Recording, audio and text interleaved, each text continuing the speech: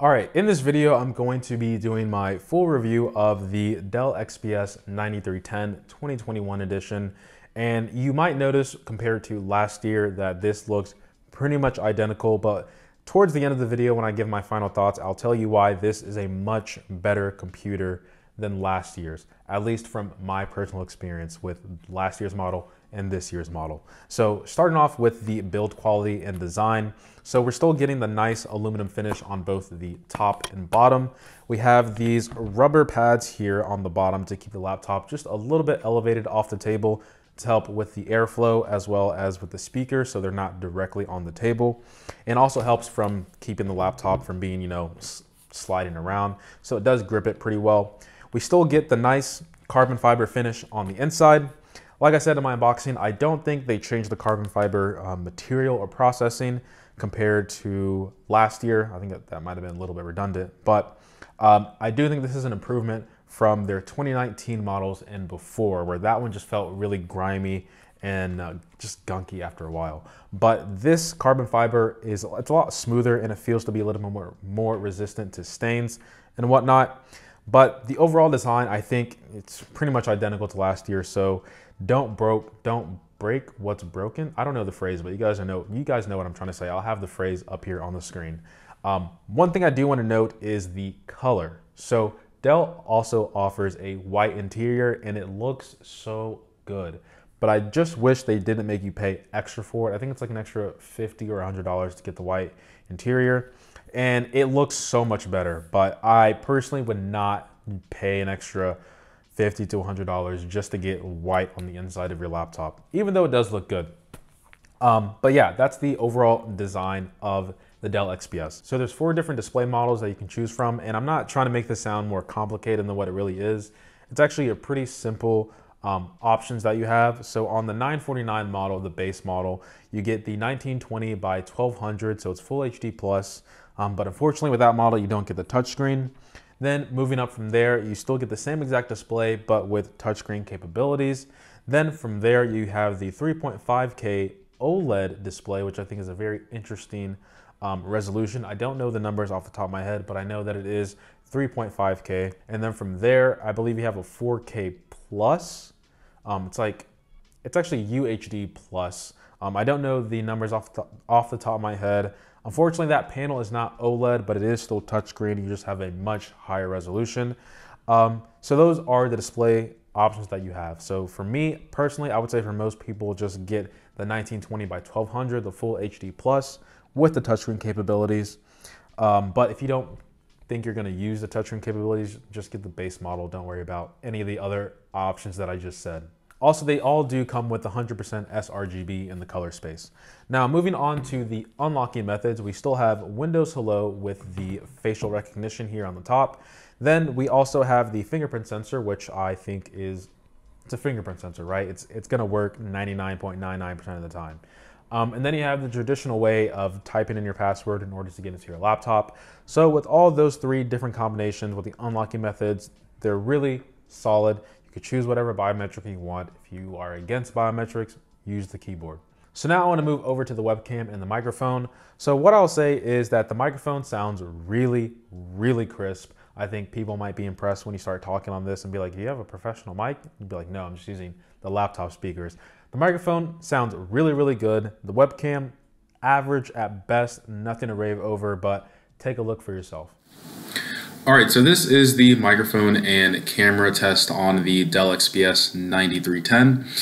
I believe I said in my review that the microphone quality is crisp and clear, which is something that I really love. However, the camera quality, I don't know what it is with laptop manufacturers, that they just don't really care or something, but this is below average. Actually, I'd say it's average at best. It's nothing spectacular. It can definitely be worse, but it gets the job done if you're just trying to see the other person at the end of the screen. So at least the microphone quality is really good. So good job for doing that, Dell. Next up, I want to talk about the speakers just a little bit. So the speakers sound like in my unboxing. I was impressed when I heard the speakers. I think you might be blown away when you start hearing these speakers. But the one thing I will say is that when you have it on max volume and you have a lot of bass going on, you can definitely feel it from the keyboard, but you don't really like feel it in your chest or like anywhere in the room. So do keep that in mind. But in terms of the speakers, I think most people are going to be pretty happy with these things. So take a look for yourself or listen for yourself.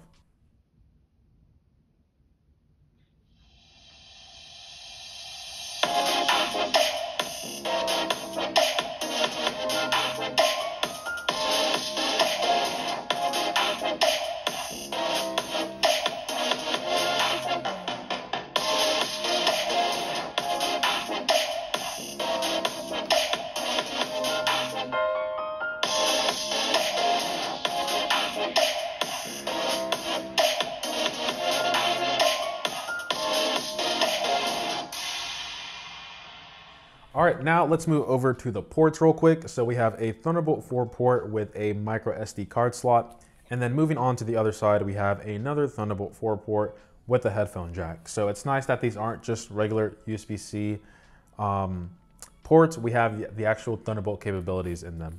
And if you're a person who, uses the micro SD card slot, it's there for you. So now let's move over to this keyboard and trackpad.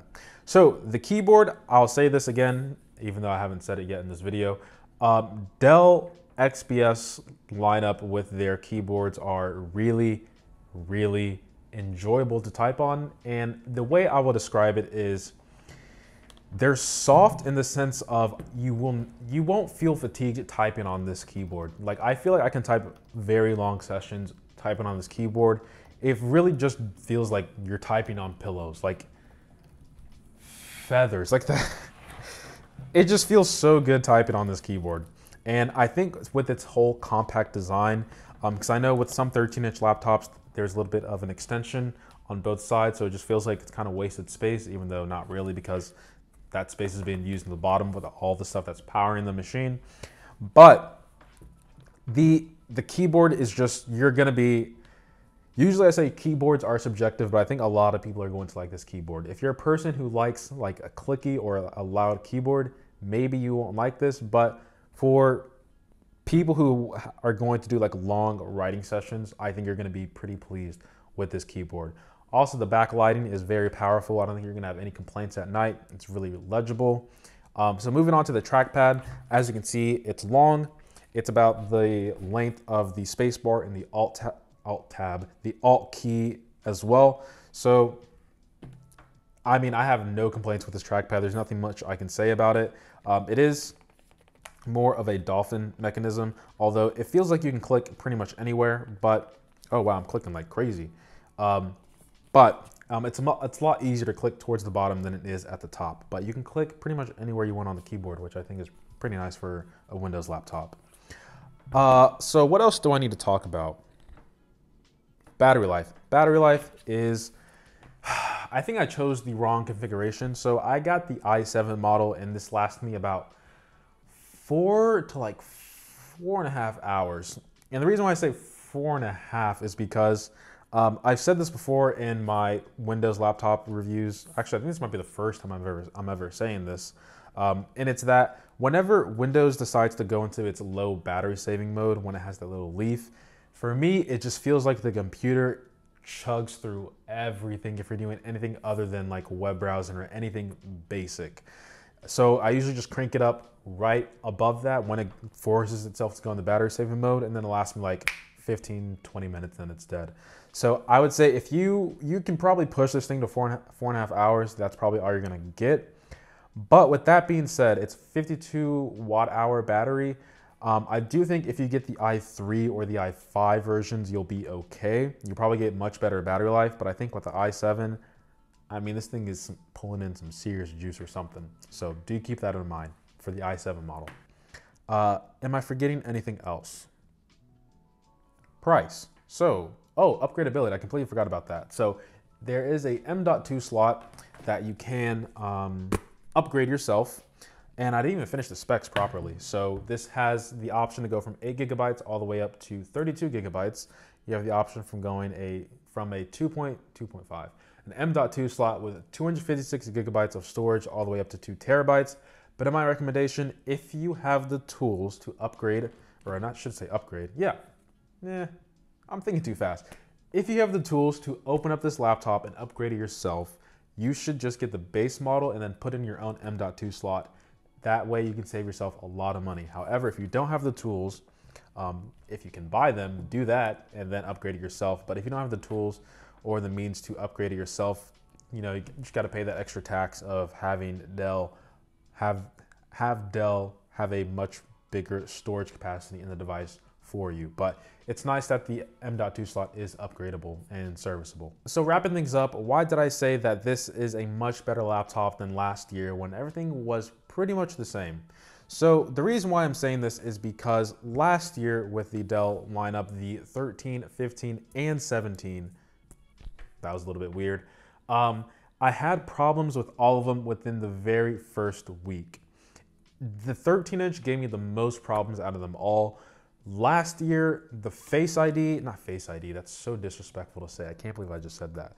The Windows Hello and the facial recognition on this laptop last year was so shoddy. This year, it's much more consistent. It reads my face much better in different types of lighting scenario, whatever you want me to say. The other thing I want to mention was last year, whenever I opened up the Dell XPS 13, for some reason, it would just be flickering black. Like right now, it would be flickering black, and I had no idea what would be going on. In the facial recognition, the IR sensors would be flashing red, and I'd just be like, what's going on? And I have to shut off the machine.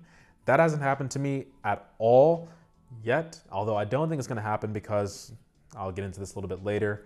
The other thing was, for some reason last year, my trackpad would stop working. Like I had to be clicking, moving my mouse, and nothing's happening, although I could type normally. So that hasn't happened to me at all this year either. And just overall, like this is the point I was gonna make, is that I feel as though Dell really listened to their complaints last year and really, I guess, beefed up their quality assurance or quality control department, because this feels like a really solid laptop. Like it feels like someone thoroughly tested this machine before it was sent out to whoever bought it, because I've had no problems with this machine.